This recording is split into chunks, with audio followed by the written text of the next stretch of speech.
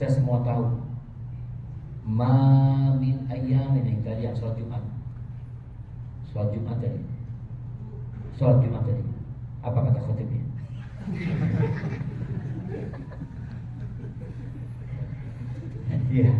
Ya alhamdulillah paling gak kan lihat. Tahu-tahu komat gitu ya, sholat gitu ya. Tapi masya Allah kita lihat ya, khutbah Jumatnya nggak panjang. Sebagian mau tidur nggak bisa karena udah tahu-tahu komat gitu. Jadi belum sempat dia tertidur sudah komat. Dan sunnahnya khutbah Jumat itu nggak panjang. Namun yang jadi masalah di Indonesia, kalau khutbah Jumat itu harus diterjemahkan ayatnya ke bahasa Indonesia, hadisnya ke bahasa Indonesia, yang mau tidak mau akhirnya jadi lebih panjang. Kalau di sini enggak, langsung ayatnya dibacakan, hadisnya disampaikan. Nah, tadi khotib mengingatkan tentang 10 awal Dzulhijjah. Yang ini sudah diingatkan sebelum masuk Dzulhijjah, sudah diingatkan. Kita sekarang berada di tengah-tengah. Tanggal berapa kita sekarang? Tanggal 5. Berarti tinggal 5 hari lagi. Coba kita bermuhasabah, 5 hari kemarin apa yang kita kerjakan? Tambahan ibadah kita itu apa dibandingkan dengan sebelum masuk awal Dzulhijjah? Zikir kita bertambah enggak? Sholawat kita bertambah enggak? Bacaan Quran kita tambah apa? Paling enggak minimal hari ini kita sudah masuk juz ke-5. Itu minimal. Kalau one day one juz. Tapi seharusnya nambah. Antum kesibukannya di sini ngapain? Betul. Apa kesibukan kita di sini? Membara kambing enggak? Enggak ada kita. Korban tinggal beli selesai, atau diantar ke tempat kita. Kita duduk. Habis makan, ada yang keluar dari ruang makan, jadi udara segar. Ada yang minum kopi, ada kegiatan. Di kamar mungkin cerita, saya alhamdulillah, anak senang banget ya, anak bahagia banget. Karena di tempat ini antum gak sama keluarga. Jadi di kamar itu sama orang lain. Ini subhanallah. Sehingga antum bisa kenalan sama fulan. Siapa fulan? Terus terang nanti ya, ketika kita sudah masuk ke hotel di Mekah, antum lupa sama teman antum. Yang punya pasangan jalan-jalan sama pasangannya, terus sohibnya dilupakan. Itu akan terjadi nanti. Maka mumpung di sini kita jalin tuh ukhuwah Islam. Kita bersihkan hati kita perbanyak ibadah, perbanyak. Kita mungkin mendengar, Ustaz, kan yang penting itu kualitas, Ustaz, bukan kuantitas. Betul. Tapi bagaimana kalau kualitasnya baik dan kuantitasnya banyak? Maka Nabi SAW berpesan, fa'akthiru fihi minas salati alayya. Kalian perbanyak. Berarti ini bicara kuantitas. Allah mengatakan wadhkurullaha dzikran katsira. Kalian berzikir kepada Allah katsira, yang banyak. Bukan sekedar berzikir. Berbicara 10 awal Dzulhijjah ini enggak ada sepanjang tahun itu hari yang spesial seperti 10 awal Dzulhijjah lagi. Berdasarkan sabda Nabi alaihi salatu wasallam. Walal jihadu fi sabilillah. Itu juga tadi diingatkan oleh khotib. Apakah jihad di jalan Allah yang berpotensi seorang mengucurkan darahnya, mungkin dia pulang cacat, itu tidak bisa menandingi beramal soleh di awal Dzulhijjah? Banyak jihad di sana. Enggak. Jihad di jalan Allah pun tidak dapat menandingi beramal soleh di 10 awal Dzulhijjah, kecuali jihad yang satu ini. Rajulun kharaja bimalihi wa nafsi. Seorang yang keluar dari rumahnya. Ini antum semua keluar dari rumah antum. Tapi bukan dalam rangka jihad. Emak-emak jihad. Ada beda jihadnya bapak-bapak sama emak. Jihadnya bapak-bapak itu mengucurkan darah. Jihadnya mama itu apa? Haji. Maka ketika Aisyah mengatakan, ya Rasulullah, naral jihad afdalul amal. Kami melihat jihad ini amalan yang paling mulia. Kita perempuan-perempuannya gimana? Afala nujahid? Apakah kita nggak pergi berangkat perang? Itu perempuan sampai seperti itu semangatnya.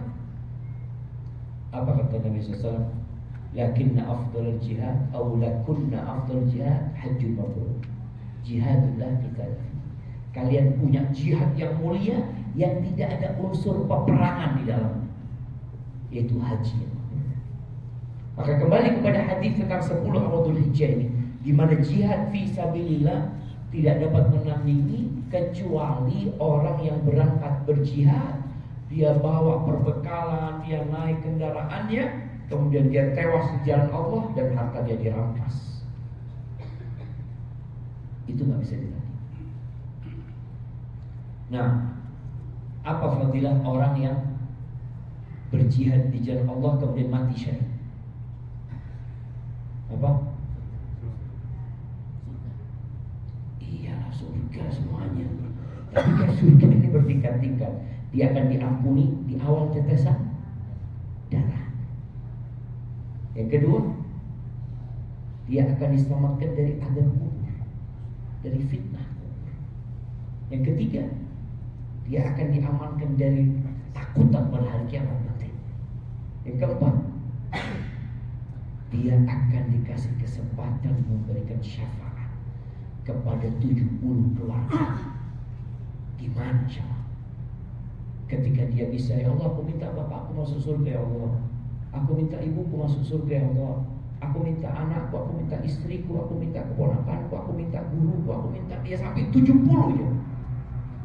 Dia dikasih tiket sama Allah bisa memberikan syafaat kepada 70.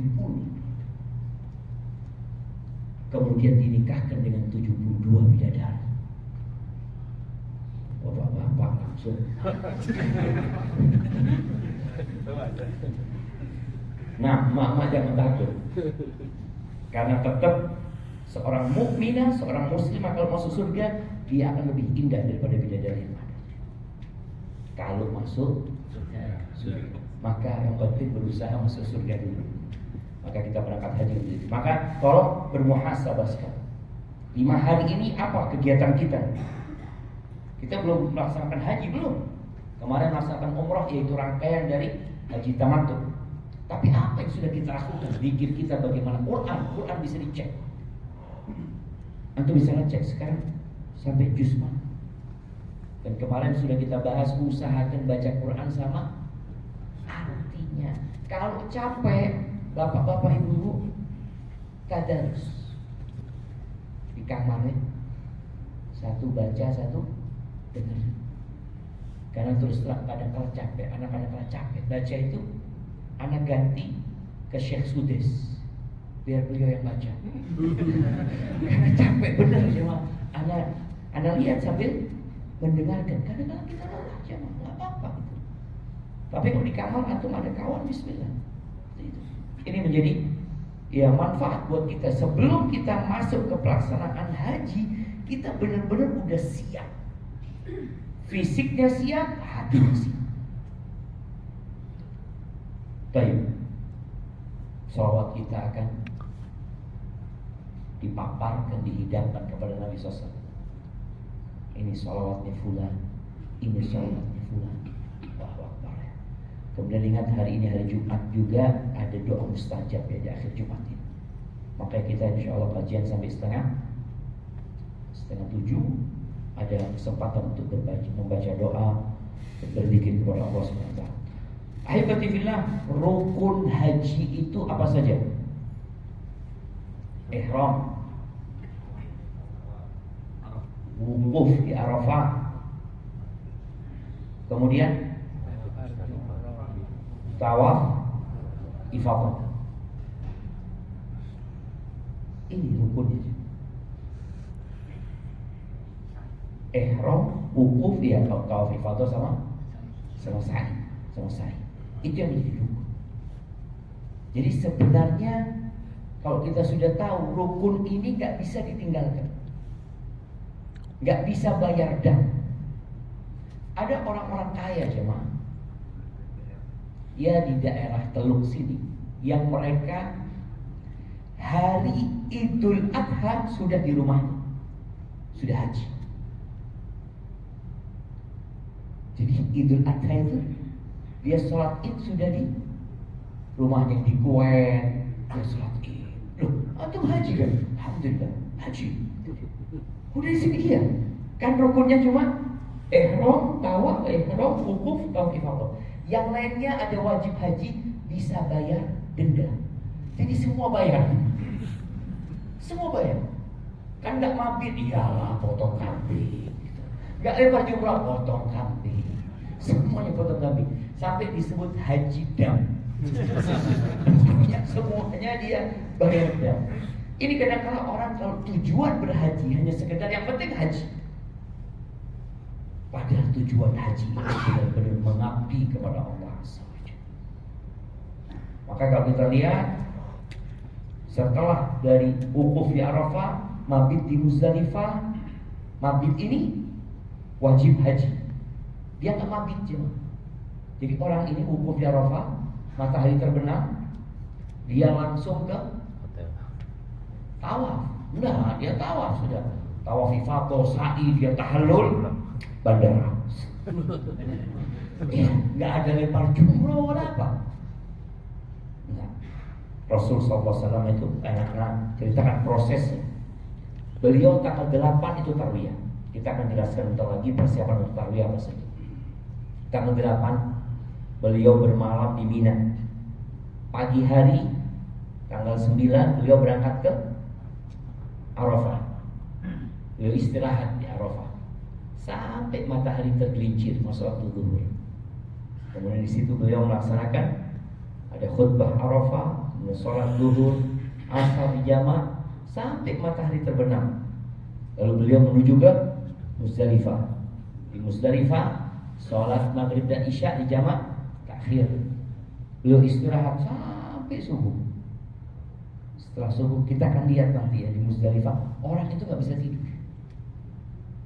Kenapa? Sudah tidur paginya, siangnya di Arafah. Jadi wukufnya cuma sebentar aja. Siang tidur sehingga malam hari kan loh. Anak nggak ngantuk ya. Gimana tuh udah tidur dari tadi? Nabi SAW tidur ya. Karena full wukuf beliau SAW.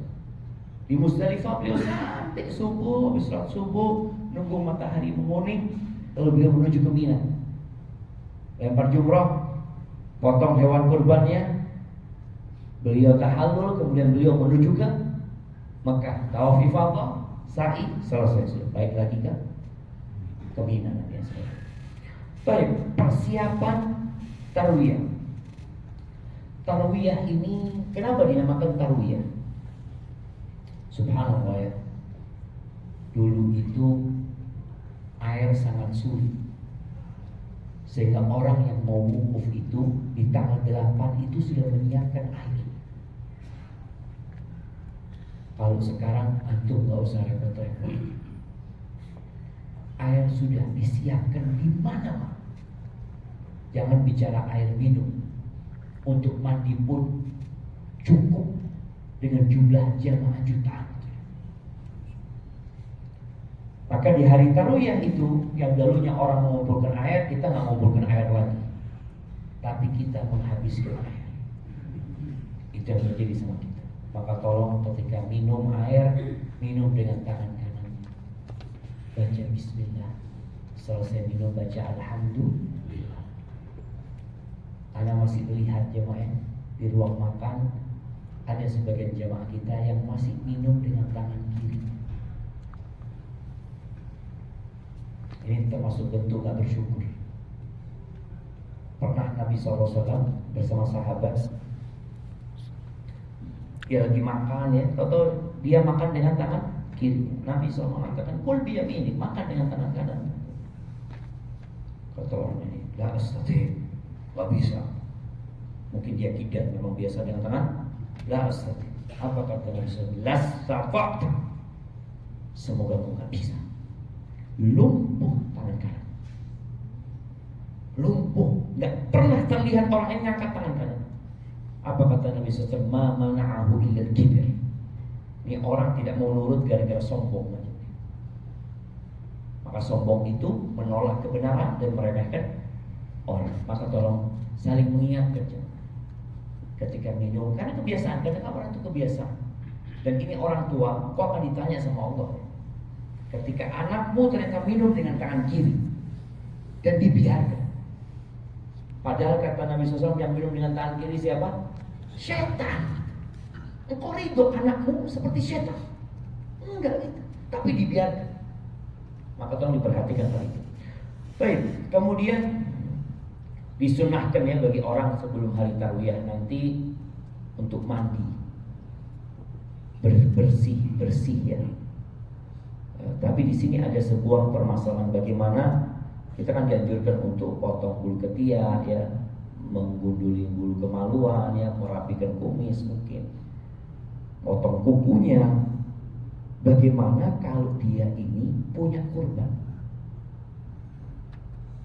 Sedangkan ada arahan dari Nabi SAW, kalau masuk awal Dzulhijjah dan orang itu punya niat berkurban, jangan sampai dia ambil dari rambutnya dan kukunya. Mana yang perlu didahulukan sekarang di sini? Bersih atau bertahan? Terus terang, anak kalau bercermin lihat kumis, ya Allah, anak potong kumis anak. Ini masih nunggu 5 hari lagi, lihat kuku juga belum dipotong ya. Lebih baik ditahan. Walaupun kalau dipotong nggak dosa sebenarnya, tapi lebih baik ditahan. Kalau engkau yang punya hewan kurban, insya Allah ada waktu 5 hari.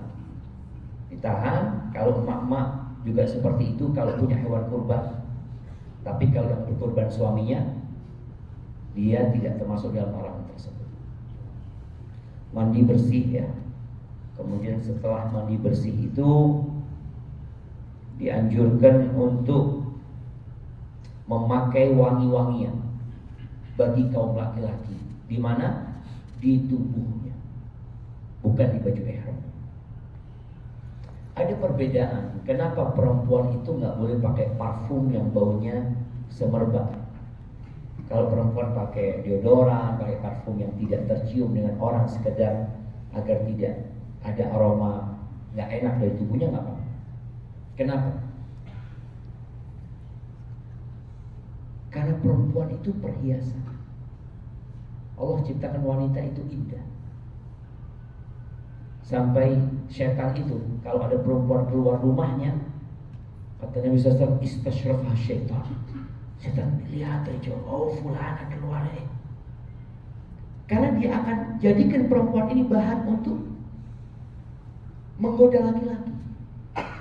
Dan tidak ada fitnah yang lebih besar yang ditinggalkan sama Nabi SAW buat kaum laki-laki lebih daripada wanita. Maka bagi para wanita hendaklah menjaga dirinya dan menjaga saudaranya dengan ya tadi pakai parfum. Ada sebuah hadis Nabi SAW yang mungkin sebagian orang nggak suka dengan hadis ini. Hadis ini berbunyi, Nabi SAW mengatakan, ayyumam ra'atin ista'tarat famarrat ala qaumin liyajidu rihaha fahiyazaniyah. Rawahu Ahmad. Perempuan manapun yang dia menggunakan parfum kemudian melewatin laki-laki agar mereka mencium aromanya, artinya parfumnya itu memang parfum yang semerbak gitu kan.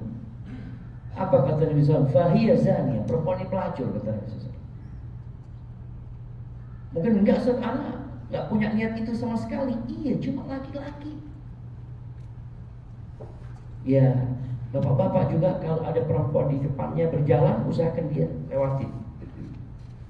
Kan ada ucapan apa? Ladies first. Ladies first. Jangan dilihatin sama dia. Fadhol. Antum duluan jalan di depan.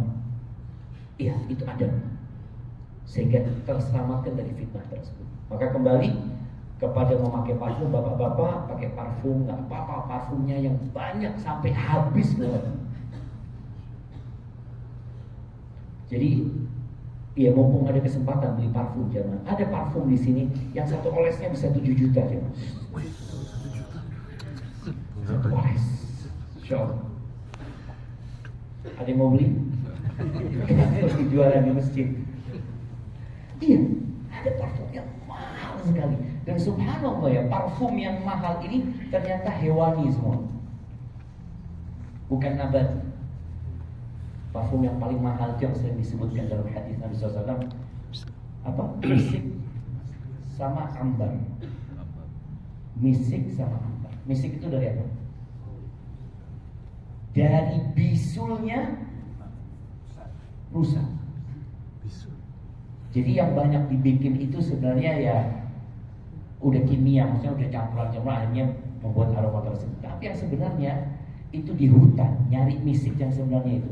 Jadi itu rusa kalau gatal perutnya jamaah, itu digosokin di batu ya. Kemudian lama-lama digosok, itu keluar minyak dari gosokan tersebut. Kalau bisul antum digosok-gosok,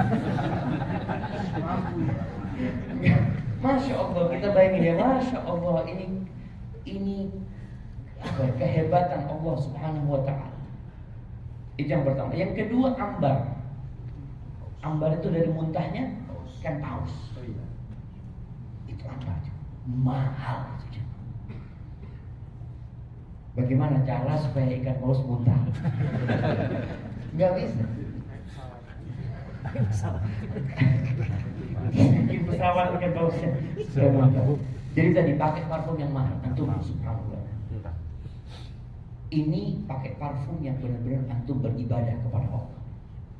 Antum ketika pakai parfum itu ingat, ya Allah, aku sedang masuk ke ihramku, ya Allah, aku mau berangkat haji, ya Allah, aku nggak tahu kapan berangkat haji lagi, ya Allah. Dia bikin wangi tubuhnya, rambutnya mau dipakein dia semua, jenggotnya mau dikasih foam. Ini buat yang bapak-bapak ya, buat yang mama tadi dihindarin hal itu. Kemudian pakai baju ihram. Ihramnya insya Allah semua seperti ihram kita waktu umrah kemarin. 2 helai kain buat yang bapak-bapak. Dianjurkan warnanya putih, gak harus warnanya putih. Sekarang Masya Allah, fulus ini mudah, kain itu banyak. Di masa Nabi SAW warna-warni ya Bang, sahabat itu. Gak semuanya punya uang untuk beli kain putih. Maka mereka yang pakai ihram ya apa aja dipakai gitu. Buat mereka. Kafan pun seperti itu. Sekarang orang bisa kafan putih semuanya. Dulu enggak. Ada yang garis-garis. Karena itu yang dimiliki oleh mereka. Maka alhamdulillah kita pakai baju ihram. Kalau ibu-ibu bebas baju ihramnya. Yang penting jangan sampai warnanya ya menggoda.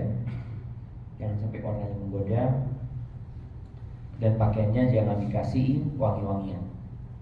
Kalau ihramnya ada yang dicuci, ibu-ibu juga mungkin ada bajunya yang Anda dipakai nanti untuk berihram, maka tolong kalau ada pewanginya dikeluarkan, biar hilang wangi-wanginya tersebut, sehingga ketika dipakai insya Allah tanggal 8 nanti kondisinya sudah tidak wangi lagi.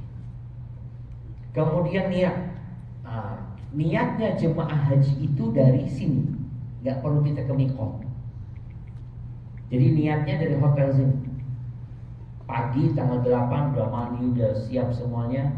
Rencana kita berangkat jam berapa?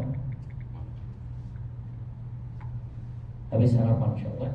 Habis sarapan kita berangkat, ya udah niat di kamarnya umpamanya labbaik Allahumma hajjan. Ya Allah, aku datang untuk berhaji ya Allah. Atau nanti ketika naik bus labbaik Allahumma hajjan. Artinya dari tempat ini kita sudah niat. Dan ketika kita sudah berniat, semua larangan ihram berlalu. Bapak-bapak nggak ada lagi yang kedinginan nanti di bis, ditutup kepalanya, oh dingin Ustaz. Atau bapak-bapak tahu-tahu pakai kaos kaki ya, aduh dingin. Anda lihat ya man, ada jemaah pakai kaos kaki. Anda lihat ya Allah, dia pakai kaos kaki. Mungkin dia uzur ya Allah wa'ala. Boleh jadi ada orang yang uzur, dia pakai kaos kaki, ya bayar dam nanti, bayar fidyah dia nantinya gitu. Itu nggak ada masalah kalau memang ada halangan. Kemudian bapak-bapak jangan pakai daleman. Dan tolong pakai ihram yang beradab. Iya. Karena terus terang kemarin Anda lihat ya, ada jamaah dari luar sebenarnya yang naik skuter ya mungkin ya. Itu sampai terbuka jemaah. Allahu Akbar. Ini di Masjidil Haram jamaah. Nah, itu terjadi. Maka bapak-bapak yang tidak terbiasa, latihan lah sekarang. Kesini sholat pakai ihram gitu, duduk apa? Benar sih. Kalau kita nggak latihan, wah, banyak dosa. Yang melihat dosa, yang juga menonton mungkin nggak usah, dia kan nggak sengaja sebenarnya tadi. Kita harus hati-hati. Jadi pakai ihram, niat labbaik Allahumma hajjan. Niat itu tempatnya di hati, tapi kita berihlal mengumumkannya kepada Allah Azza wa Jalla. Tetap niatnya di hati, niat menghaji. Kalau yang niat menghajikan orang lain, maka dia katakan, ya Allah, aku hendak menghajikan orang tua. Atau dia katakan labbaik Allahumma hajjan an, siapa sebutkan? An fulan bin fulan, an fulana binti fulan. Ada yang hendak menghajikan orang lain? Nah, menghajikan siapa? Masya Allah. Dia tadi labbaik Allahumma hajjan an walidi. Sudah cukup dia. Atau harus sebutkan namanya? Nggak harus. Karena ketika mengatakan walidi, bapakku, Allah tahu siapa bapaknya dia. Allah. Nah, tapi mau sebutkan walidi fulan bin fulan ya. Ya apa-apa. Baik. Kemudian setelah itu kita akan berangkat menuju ke Mina. Setelah berihram, sunnah setelah berihram berjalan talbiyah. Labbaik Allahumma labbaik, labbaik la syarika laka labbaik, innal hamda wan ni'mata laka wal mulk la syarika lak. Jangan nunggu ustadznya talbiyah. Kadang-kadang ustadznya kecapean, udah ngurus jamaah itu, dia duduk di bis udah lengkap, alhamdulillah, bismillahirrahmanirrahim.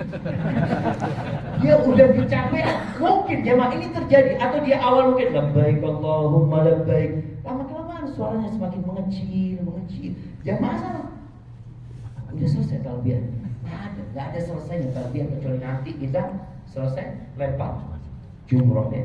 Jadi terus talbiyah. Ustadznya nggak talbiyah, kita tetap bertalbiyah. Labbaik Allahumma labbaik. Khususnya yang laki-laki dianjurkan mengangkat suara. Yang mama cukup dia dengar labbaik Allahumma labbaik. Tapi bapak-bapak dan masya Allah jemaah, waktu zaman Nabi SAW ya, bisa dibayangin ya, dari kota Madinah Allah memilihkan buat Nabi SAW itu miqat paling jauh. Jadi dari miqat ke sini itu Nabi SAW pakai baju ihram ketika awal beliau masuk itu kira-kira 7 hari. Beliau meninggalkan kota Madinah itu tanggal 26, 4 hari sebelum berakhir bulan Dzulqa'dah. Sampai sampai Mekah tanggal 4 Dzulhijjah. Sampai 8 hari. Sampai 8 hari karena Nabi SAW ketika di Bi'ir Ali itu beliau nginep di Muzdalifah Hulaifah, paginya atau duhurnya beliau baru berangkat. Itu 8 hari dalam kondisi berihram. Sampai sini tanggal 4 beliau nggak lepas ihram ya, karena beliau nggak tamattu sallallahu alaihi wasallam. Beliau ihram. Beliau sampai sini mandi kan. Beliau sampai sini beliau mandi dulu di Jarwal situ, baru beliau kemudian tawaf, lalu beliau istirahat nunggu tanggal 8. Tanggal 8 beliau berangkat ke Mina. Jadi Allah pilihkan buat nabinya miqat yang paling jauh, dan beliau pada waktu itu membawa berapa jamaah? Sallallahu alaihi wasallam 124 ribu dari Madinah. Labbaik Allahumma labbaik. Sahabat di sana teriak labbaik Allahumma labbaik. Ya Allah, gimana bahagia Nabi SAW. Sebelum beliau meninggal dunia, beliau sudah melihat hasil dakwah beliau alaihissalatu wassalam. Terus talbiyah itu jemaah. Maka yang dikatakan afdalul hajj juga al-hajj al-ajjul thad. Haji yang paling mulia itu tadi yang ada angkat suara bertalbiyah dan ada haji yang disembelih yang mengucurkan darah. Jadi itu menjadi kesempurnaan haji. Maka perbanyak talbiyah dan usahakan menjadi orang yang pertama mulai supaya dapat pahala yang ikutin. Jadi lomba-lomba, orang pada diam semua, labbaik Allahumma labbaik. Kok nggak ada yang jawab? Ya udah nggak ada urusan antum sama mereka. Yang penting antum bertalbiyah sendiri, perbanyak talbiyah. Baik, perbanyak talbiyah sampai nanti kita menuju ke Mina. Sampai di Mina, Nabi SAW itu sebelum zuhur sudah sampai Mina. Maka beliau berada di Mina dari sejak zuhur sampai subuh. Ini hari tarwiyah. Beliau sholat zuhur 2 rakaat di qasr, tapi tidak dijamak. Sholat asar 2 rakaat, sholat maghrib 3 rakaat, sholat isya di waktu isya 2 rakaat, kemudian sholat subuh. Baru setelah subuh beliau meninggalkan Mina menuju ke Arafah. Dan ngapain kita berada di tarwiyah di situ? Subhanallah. Hari tarwiyah itu ya persiapan. Sebagian penulis menyebutkan bahwasanya mereka ini dikondisikan di situ sebelum wukuf di Arafah. Dikondisikan. Artinya orang itu boleh sebenarnya langsung wukuf, cuma dia meninggalkan sunnah di tarwiyah itu. Tapi Nabi SAW beliau mabit di Mina sana, dan beliau mengatakan khudhu anni manasikakum, ambil dari aku tata cara ibadah haji kalian. Manasik kalian itu ambil dari aku. Dan kita berusaha untuk sesempurna mungkin ngikutin Nabi SAW yang kita bisa ikutin. Tapi ada jemaah kesian memang. Jemaah itu ya pihak travelnya atau yang ONH reguler ya, yang reguler kadang-kadang mereka langsung menuju ke Arafah. Ya udah, mau gimana lagi? Nggak mungkin mereka memisahkan diri.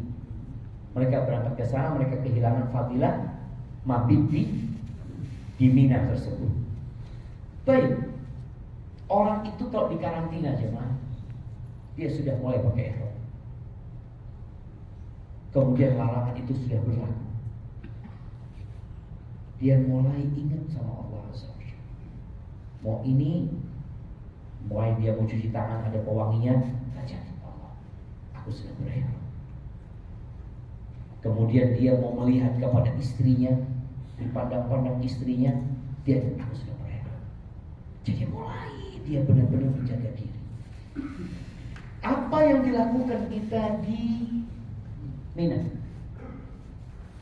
Berzikir, bertakbir, bertalbiyah terus ya. Dan zikir yang paling mulia adalah membaca Quran. Maka tolong nanti ketika di Mina tarwiyah tersebut kita punya waktu ya, kalau kita masuk jam zuhur lah anggap sampai subuh, dari jam 12 sampai jam 6 pagi umpamanya, kita punya waktu berapa jam? 18 jam. Manfaatkan untuk baca Quran yang paling banyak. Capek baca Quran, talbiyah. Capek talbiyah, bertakbir. Jadi kita memperbanyak ibadah kepada Allah SWT di hari tarwiyah tersebut. Dan ketika sholatnya itu dikosor, musafir itu ketika dia sholatnya dikosor, maka tidak ada sholat qobliyah ba'diyah. Ini buat musafir. Jadi sholat rawatib nggak usah dikerjain. Terus gimana Ustaz? Anak ingin memperbanyak sholat, silakan sholat sunnah yang lainnya. Sholat duha. Umpamanya kita nanti nyampe sana ternyata jam 9 sudah sampai Mina. Biasanya sebagian jamaah akan observasi lapangan. Mana tempat jumrah? dia mulai mungkin ambil batu dia coba gitu. Ada yang mau observasi. Ingat kita belum waktu Nabi SAW nggak ada nyoba itu, coba dulu latihan lempar jumroh gitu, nggak ada.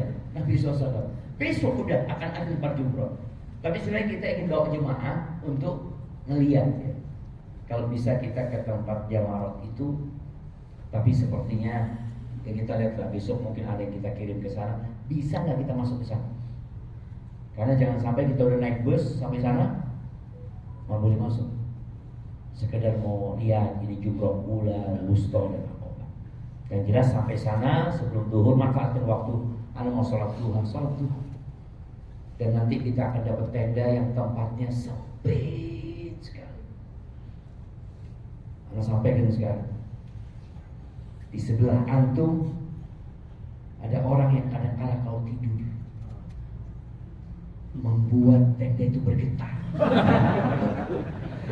Kita nggak berasa, bener loh jamaah. Ini benar. Maka anak mungkin usul tahun depan itu mungkin jamaah yang haji ditanya bapak tidurnya seperti apa, supaya nanti bisa dikelompokkan gitu seperti itu. Tapi insya Allah jamaah kita semua berlapang dada. Mungkin suara itu membuat antum tidak tidur supaya berzikir. Kita ambil positifnya aja lah jemaah. Kita ambil positifnya. Karena antum jaga hati. Makanya dalam berhaji itu kata Allah Azza wa Jalla, "Faman farada fihinna al-hajja fala rafatha wala fusuqa wala jidala fil hajj." Yang berniat untuk haji itu tinggalkan dosa. Dosa itu nggak boleh sepanjang tahun sebenarnya. Tapi ketika berhaji lebih lagi tinggalkan dosa. Ustaz, ini kan makruh kata banyak ulama, tinggalin. Ada yang ahli hisab di sini? Tinggalin untuk ketika mulai nanti udah tinggalin supaya sempurna. Aduh, Ustaz nggak kuat. Kalau kamu tak tolong sama Allah, Ustaz kuat. Maka usahakan benar-benar enggak, karena kita akan lihat nanti di Mina itu ada tempat-tempat khusus buat ahli hisab. Usahakan jangan. Nasihat anak ketika masuk tinggalkan. Kalau tadi dikatakan iya akan ada khilaf Ustaz, yang meninggalkan sesuatu yang syubhat itu akan selamat agama. Sudah tinggal. Kemudian rafath, omong-omong kotor ya. Makanya ketika orang berihram itu termasuk larangannya tidak boleh menikah. Tidak boleh menikahkan dan tidak boleh melamar. Umpamanya ada bapak-bapak nanti, bapak belum punya istri belum, Anda nikahkan sama anak-anak ya. Anda berihram nanti habis tawaf ifadah. Kita sampaikan memang nggak boleh, jemaah nggak boleh. Ini nggak boleh. Semua hal itu kita benar-benar fokus ibadah. Wala jidala fil hal. Nggak ada debat-debatan, berbantah-bantahan nggak ada. Kadang-kala kita merasa nanti tega lu ini punya anak, kok antum diam di sini? Sudah antum ngalah. Memang secara aturan dalam syariat itu mina liman sabab. Mina itu lokasi di Mina itu untuk yang duluan nyampe. Jadi dia nyampe duluan di situ ya sudah itu bagiannya dia gitu. Tapi kadang-kala kan kita udah taruh di situ, tahu-tahu ada yang pindah atas kita. Kita keluar Allah, kasur aneh mana? Sudah antum sabar, kita sama-sama bareng. Boleh jadi nanti kalau tendanya nggak cukup, tidurnya gantian. Dia sudah antum tidur, anak mau sholat malam dulu. Allahu Akbar. Pokoknya gunakan, manfaatkan. Benar-benar untuk beribadah kepada Allah Azza wa Jalla. Jadi seperti itu. Kemudian, jadi masalah sholat yang tidak dikerjakan Nabi SAW adalah rawatib ya. Beliau sholat rawatib cuma qobliyah subuh, qobliyah duhur enggak, ba'diyah duhur enggak, ba'da maghrib enggak, ba'da isya enggak. Karena hukumnya hukum musafir. Tapi antum jangan khawatir, itu udah ditulis sama Allah SWT. Ada malaikat yang mencatat amalan kita yang biasa kita lakukan tatkala kita di rumah. Kalau memang biasa dilakukan. Terus perbanyak sholat yang lain. Sholat duha.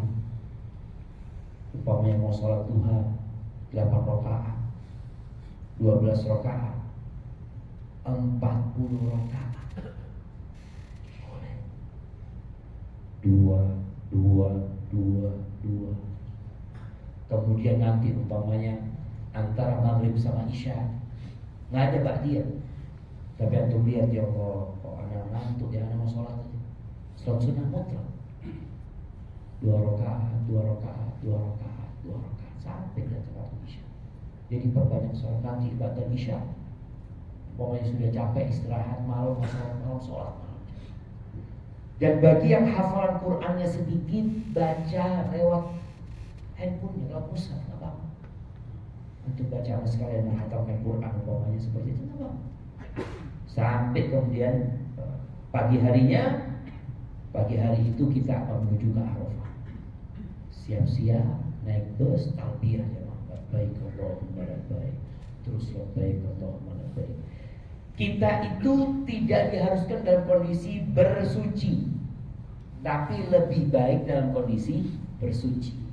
Makanya pelaksanaan ritual ini, perempuan yang datang bulan, perempuan yang nifas boleh pelaksanaan seperti itu. Itu pertanda tidak harus suci, tapi lebih dianjurkan kita dalam kondisi berwudu. Jadi batal wudunya, ambil wudu lagi. Seperti itu sampai nanti kita ke Arafah. Di Arafah, ya Arafah itu tendanya lebih bagus daripada di Mina. Tapi Arafah itu disediakan bukan untuk nginap, tapi disediakan untuk wukuf. Terus terang tahun lalu anak melihat tenda kita itu terlalu bagus, fasilitasnya terlalu mewah. Makan lagi, diumumkan ada es krim. Ya Allah, ini wukuf kayak gini. Ya, tapi tidak apa-apa jamaah. Artinya orang itu masing-masing. Yang mau es krim, yang nanti ada dawet mungkin atau apa. Nanti kita akan lihat. Tapi cerita anak sampai Arafah. Besok kita akan cerita insyaallah tentang wukuf di Arafah. Jadi kajian kita akan dibagi 4. Tarwiyah di Mina, wukuf di Arafah, mabit di Muzdalifah, kemudian Mina, balik ke Mina lagi, kegiatan di Mina, supaya ya kita ingatlah. Insyaallah jamaah semua udah tahu lah, cuma hanya sekedar menyegarkan kembali ingatan berkaitan dengan manasik haji kita ini. Baik, ada pertanyaan? Silakan. Masya Allah, anak dari kemarin nggak dapat air, ya karena sulit. Air di mana jemaah? Ya. Baik, foto belum tarwiyah ya, nggak ada yang. Masya Allah, jazakallahu khair. Nah, foto ada pertanyaan berkaitan dengan. Nah.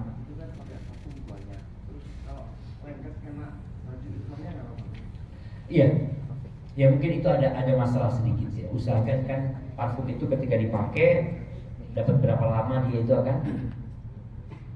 Iya, tapi sebenarnya nggak masalah ketika dia tidak letakkan di situ ada sisa-sisa sedikit yang nempel seperti itu. Dia tidak niatkan untuk meletakkan parfum di pakaian eropnya seperti itu. Bawa. Nah, masya Allah, syukur.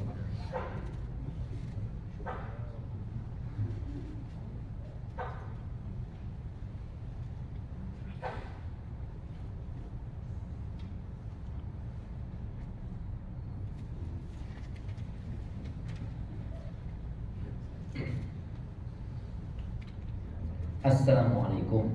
Waalaikumsalam. Apakah boleh perempuan membadalkan haji ayahnya? Bagaimana dengan wanita yang menggunakan niqab saat ihram? Iya, berkaitan dengan badal ini jemaah, ini menggantikan. Memang ada beberapa ulama mungkin yang beliau atau yang mereka mensyaratkan kalau yang meninggal laki dibadalkan, maka yang membadalkan laki. Tapi pendapat yang benar tidak. Karena di masa Nabi SAW ketika ada seorang wanita di Mina, dia bertanya kepada Nabi SAW, "Ya Rasulullah, inna faridatal haji adrakat abi wa huwa syekhun kabirun la yathbut ala rahilah." Kewajiban haji ini turun pada saat bapakku sudah sepuh dan dia nggak bisa naik kendaraan. Jatuh dia. Artinya butuh ditopang, dipegangin ya. Seperti sebagian jamaah yang harus pakai kursi roda, itu jadi nggak wajib sebenarnya. ketika dia nggak mampu melaksanakan sendiri, harus butuh bantuan orang lain. Dia tanya, afa hujju'an? Ini perempuan tanya, apakah bisa aku menghajikan dia? Maka Nabi SAW mengatakan, hujjian. Ya, kau bisa hajikan dia. Maka boleh seorang perempuan, seorang anak perempuan membadalkan orang tua yang laki. Dan berkaitan dengan badal ini, banyak sekarang bisnis badal. Kita dulu mahasiswa zaman waktu ada bisnis badal itu, sampai ada yang mengatakan, ada katanya badal yang fulusnya banyak. Badal apa? Badal kisos. Orang yang harus dibunuh itu antum badalkan. Badal kisos. Iya, jadi badal itu boleh. Tolong berhati-hati, usahakan ketika membadalkan itu ya anaknya sendiri, keluarganya sendiri. Walaupun orang lain boleh ya, tapi kan kalau anaknya sendiri insya Allah lebih dari hati daripada orang lain yang mungkin membadalkan karena urusan fulus yang diberikan. Tapi sah-sah aja sebenarnya. Kada Allah. Berkaitan dengan niqab, iya, berkaitan dengan niqab ini jelas hadis Nabi SAW mengatakan, wala tantaqibul mar'ah. Perempuan yang berihram tidak pakai niqab. Hadis ini jadi dalil bahwasanya wanita pada masa itu kebanyakan berniqab, sehingga dilarang sama Nabi SAW ketika mereka berihram. Apa gantinya niqab? Gantinya niqab itu ya kerudungnya. Maka perempuan bisa, kalau bisa pakai kerudung mungkin yang double ya, ada yang tipis di atasnya. Ketika ada laki-laki dia turunkan, ketika nggak ada laki-laki dia harus buka, karena Nabi melarang. Jadi ketika dia jauh dari laki-laki dia buka.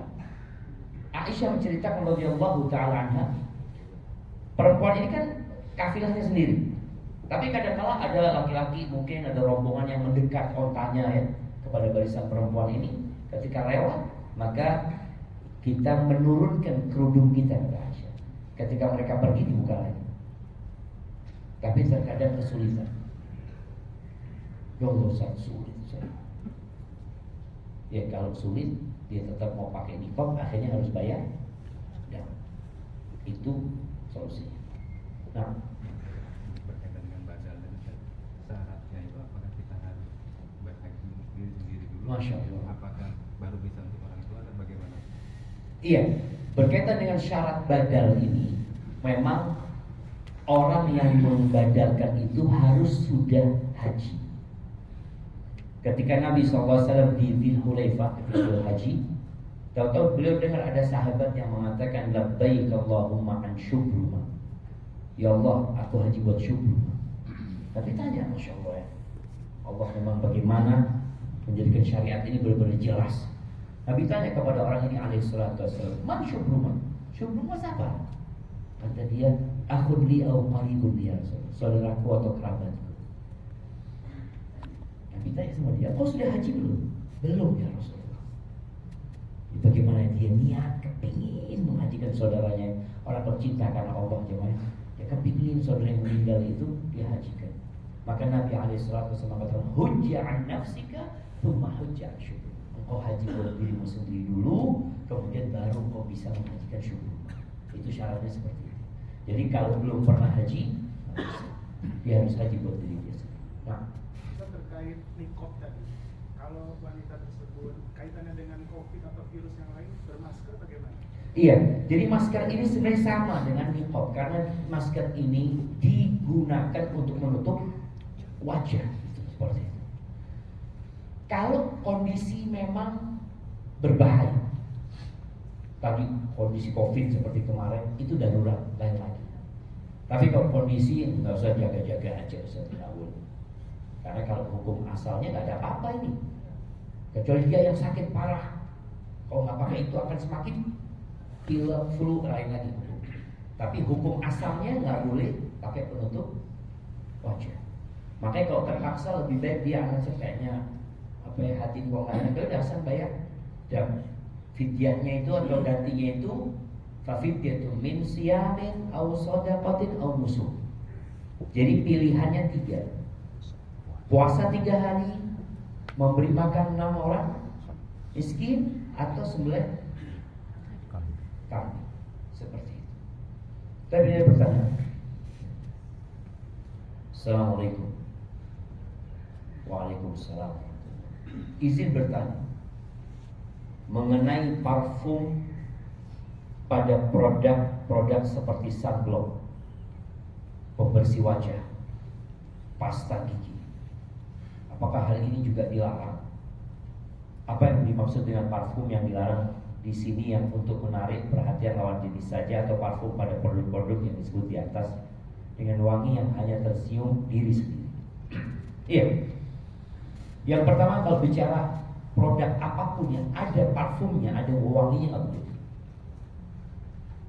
Dulu dan sampai sekarang ya, mama ini nanti kalau beli parfum nanti ya, kalau sudah sampai ke hotel kita di Mekah, itu ada parfum yang hanya dioleskan di leher, dioleskan di leher. Jadi seperti modelnya krim ya. Itu tahu orang lain nggak tercium. Tapi kalau dia mungkin pelukan sama sesama perempuan ya, cipika itu akan tercium. Jadi nggak tercium semerbak ya. Jadi kalau tadi sunblocknya ternyata ada wewangiannya, maka nggak boleh. Kalau pembersih wajahnya ada wangiannya nggak boleh. Pasta gigi ini pakai parfum nggak? Nggak ada orang pakai pasta gigi sini supaya dia wangi, nggak ada. Pasta gigi itu sekedar ada aroma mint ya, aroma apa gitu, insya Allah nggak apa-apa itu bukan parfum. Jadi pokoknya parfum di sabun pun, di sampo, juga tadi yang di krim-krim yang ada tetap dihindari. Makanya mama kalau mau pakai sunblock ya sebelum berihram. Kalau sudah berihram sudah boleh. Nah, barakallahu fikum. Baik, pertanyaan lainnya? Fadhil.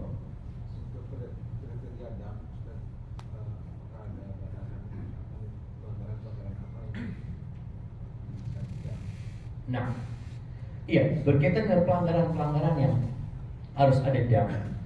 Ini lebih kepada meninggalkan wajib. Ada pelanggaran yang meninggalkan wajib haji. Itu damnya adalah nyembelih kambing. Kemudian ada pelanggaran-pelanggaran yang pilihan damnya, seperti pakai baju yang berjahit ya, kemudian pakai parfum, memotong rambutnya, seperti itu. Itu damnya pilihan tadi. Pilihannya puasa 3 hari ngasih makan, atau ngasih makan orang miskin, atau sembelih hewan kurban. Adapun ada pelanggaran yang harus menyembelih onta. Ini pelanggaran yang berat. Itu ketika jima sama istri. Dan itu terjadi di masa Nabi SAW. Dia menjima istrinya sebelum melaksanakan tawaf ifadah, maka harus menyembelih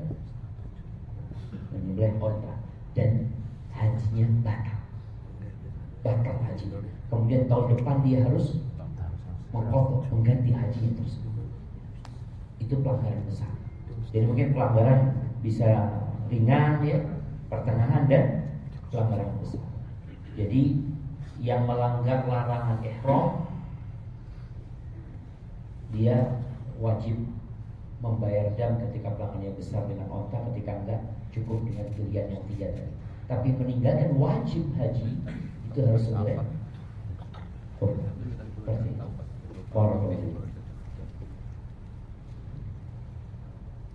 Bismillah Ustaz. Bayar dam untuk yang mabitnya di Muzdalifah tidak sempurna, besarnya berapa karena ingin mencapai kesempurnaan?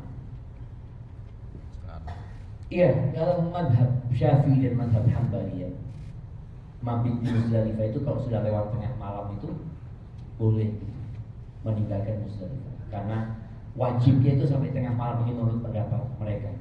Jadi kalau dikatakan umpamanya dia ini mabitnya nggak sampai tengah malam, dia cuma lewat Kan ada yang cuma lewat kemudian.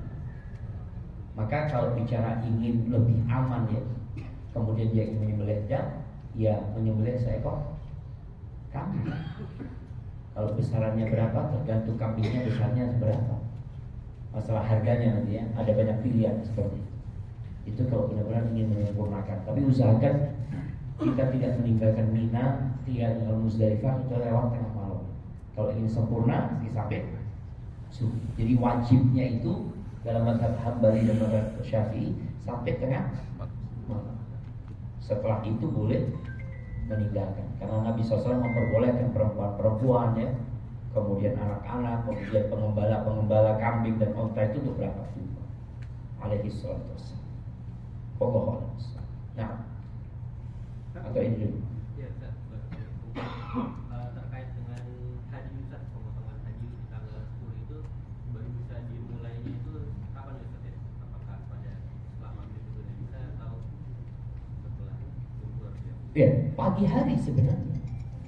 Pagi hari. Jadi memang kalau kita lihat Rasul SAW bicara kurban ya. Kurban itu disembelihnya setelah sholat Idul Adha. Jadi nyembelih sebelum itu dikatakan itu untuk daging itu. Jadi memang diusahakan nyembelihnya di pagi hari ketika meninggalkan Muzdalifah, kan biasanya meninggalkan tadi matahari sudah mau terbit. Jadi itu sudah waktu untuk memotong hadiunya. Dan biasanya Nabi SAW lempar jumroh baru beliau potong hadiu. Tapi di hari itu jamaah Rasul SAW ditanya, aku tawaf dulu sebelum lempar jumroh, aku potong hadiu dulu sebelum lempar jumroh. Nabi jawabannya alaihi salatu wassalam, if'al wala haraj, nggak apa-apa. Karena mereka melihat Nabi SAW urut gitu loh, sedangkan mereka nggak urut.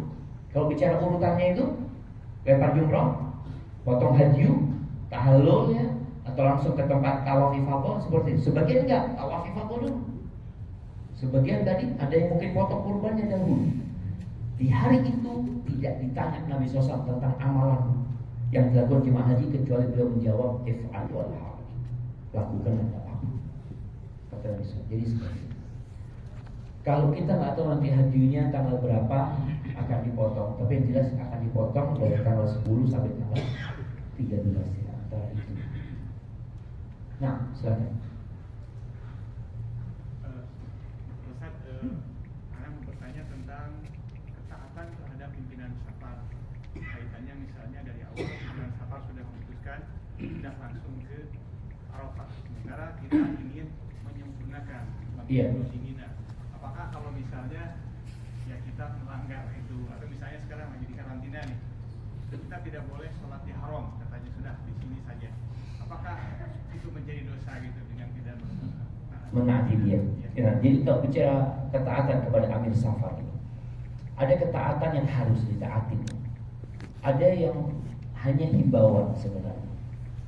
Ketika bicara himbauan itu seperti tadi, kalau ada yang haram, ada yang makruh gitu. Ketika itu hanya himbauan berarti kita boleh melanggarnya sebenarnya seperti. Karena bicara Amir Safar, karena udah jangan sholat di haram ya, karena bentuk kekhawatiran nanti kecapean atau apa. Itu biasanya himbauan. Kalau bicara nanti umpamanya dia lebih memilih untuk tarwiyah, maka dia mengajukan kepada amirnya.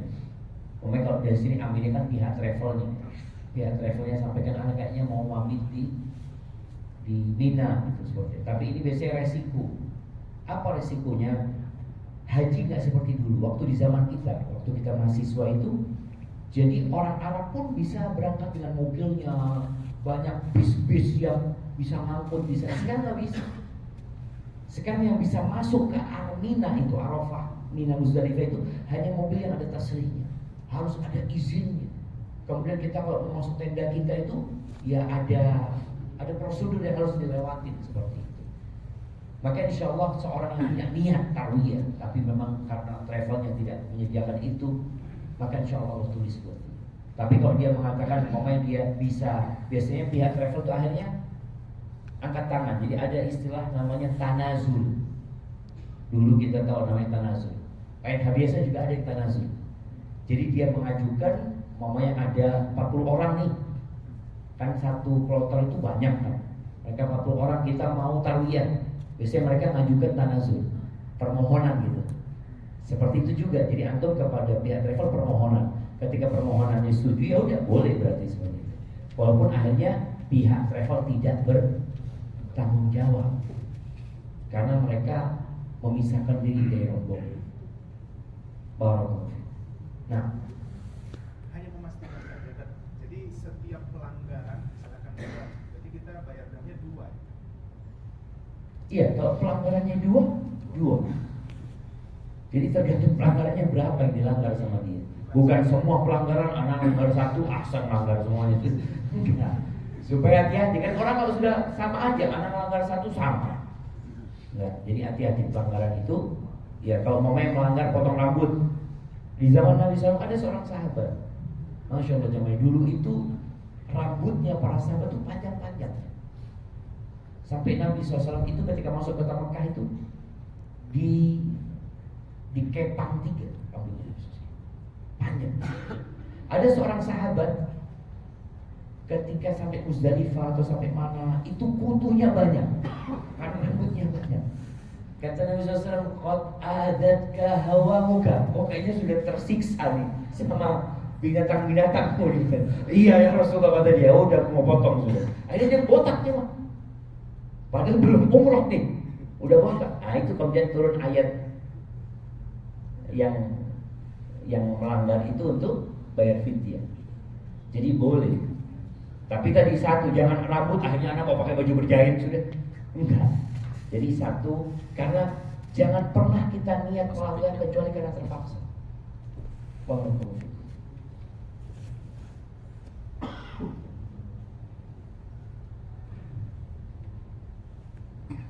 Nah, di sini mabit di Muzdalifah dari jam 11 malam sampai jam 12.30 malam sudah meninggalkan Muzdalifah. Apakah mabitnya sempurna? Kalau bicara sempurna enggak, tapi itu batas minimal dalam madhab tadi Syafi'i atau madhab Hambali itu minimal sudah. Jadi setelah lewat tengah malam, karena kan ada orang yang meninggalkan Arafahnya habis Isya.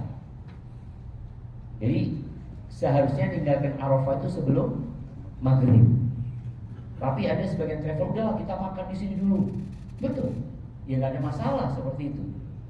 Tapi lebih baik kalau kita bisa sempurna, ya mengikuti Nabi SAW sesempurna mungkin. Cuma tadi sebagian mungkin ingin jamaahnya nyaman. Soalnya terus terang di Muzdalifah ini nyaman nggak nyaman ya.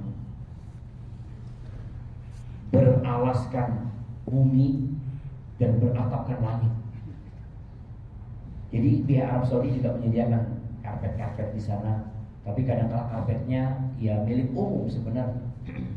Akhirnya kita akan kumpul dengan berbagai macam manusia. Dan besok kita akan cerita Muzdalifah, ya perjuangan di Muzdalifah. Supaya untuk siap-siap dan pahala seseorang itu sesuai dengan kelelahan dan nafkah yang dikeluarkan.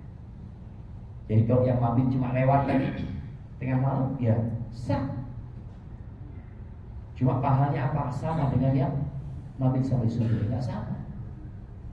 Hitungan pada hari kiamat itu hitungan detik, bahkan hitungan zarrah. فَمَنْ يَعْمَلْ مِثْقَالَ ذَرَّةٍ خَيْرًا. Sebesar semut yang kecil itu akan terlihat, akan didapatkan balasan. Jadi seperti itu. Jemaah, Masya Allah. Fadhol. Assalamualaikum warahmatullahi wabarakatuh. Waalaikumsalam. Ustaz, mengenai hari tasrik Ustaz 11, 12, 13 itu. Nah, itu sebagian jamaah kan ada yang bertahan di sana, ada yang 12 sudah setelah melakukan rangkaian haji kan sudah boleh kembali dari Mina itu. Iya. Nah, itu mana yang lebih afdol Ustaz? Kalau kita Iya, nafar awal sama nafar thani, berkaitan dengan nafar awal, nafar thani. Jadi sebenarnya kalau bicara mana yang lebih afdal, Allah itu mengatakan faman ta'ajjala fi yawmaini fala ithma 'alaihi wa man ta'akhkhara fala ithma 'alaihi liman ittaqa. Barang siapa yang cuma sampai tanggal 12, nggak apa-apa, nggak dosa. Barang siapa yang sampai tanggal 13, nggak dosa juga kata Allah. Bagi orang yang bertakwa. Kalau bicara mana yang lebih afdal, Maka di tanggal 13 ada ibadah tambahan yang dilakukan oleh orang tersebut. Dia lempar jumroh lagi, ini nggak lempar jumroh. Dia mabit lagi, ini nggak mabit. Tapi sebenarnya dua-duanya boleh. Nabi SAW beliau nafar.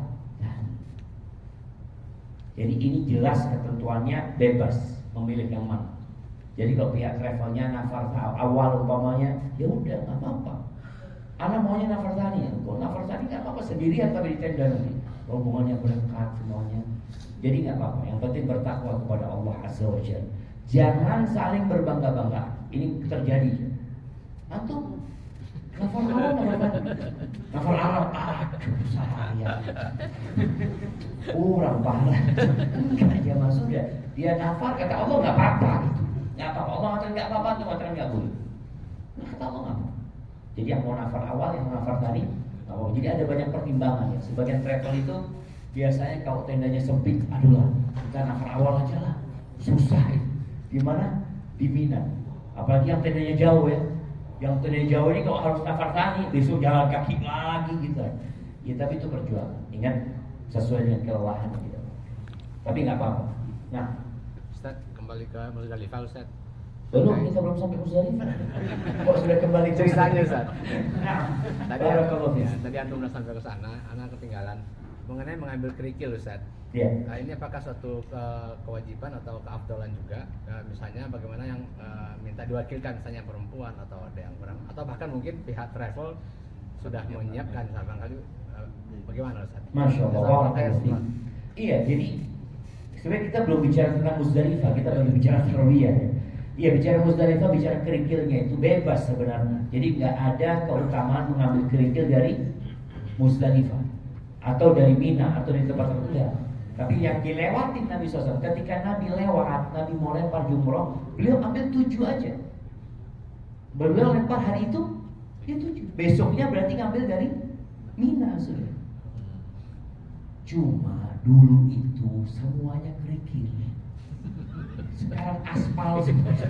Kamu jadi kerikil di mana? Mau tidak mau akhirnya pihak Arab Saudi itu menyediakan kerikil. Jadi kerikil yang ada itu bukan kerikil asli yang dari sana. Jadi batu yang sudah dipecah gitu seperti itu. Nah, jadi nggak ada masalah. Buat yang diwakilkan, mewakilkan bebas. Ambil kerikilnya nanti, ya kita juga bisa sharing kerikil ya. Antum ngomong anak mau sudah kok kerikil besok. Oh yang banyak. Nah, oh dia belum dibaca. Masya Allah. Bentar jemaah. Oh udah yang ini. Untuk yang mabit di Muzdalifah tidak sempurna. Di Muzdalifah tidak sempurna, besarannya berapa? Udangnya. Jadi tadi sebenarnya kalau dia nggak mabit ya, itu yang mungkin harus belajar. Tapi kalau dia mabit sebentar, ya tadi hanya lewat tengah malam dan pergi, secara menurut sebagian ulama sah aja. Tapi kalau dia kepingin mau bayar dam ya karena dia berpendapat dia sampai pagi, ya nggak ada masalah. Tapi lebih baik kalau nggak apa-apa, insyaallah. Cuma kurang sempurna tetap kurang sempurna karena nggak sampai fajar. Untuk Muzdalifah yang lewat tengah malam tadi perlu bayar dam, tidak perlu. Kalau dia memang sudah lewat tengah malam kemudian dia pergi, insya Allah wajibnya sudah cukup. Dia sudah melaksanakan wajib. Artinya ada batas minimal tadi, minimalnya sudah dia kerjakan. Tapi kan tadi nggak sempurna sebenarnya, tapi sah.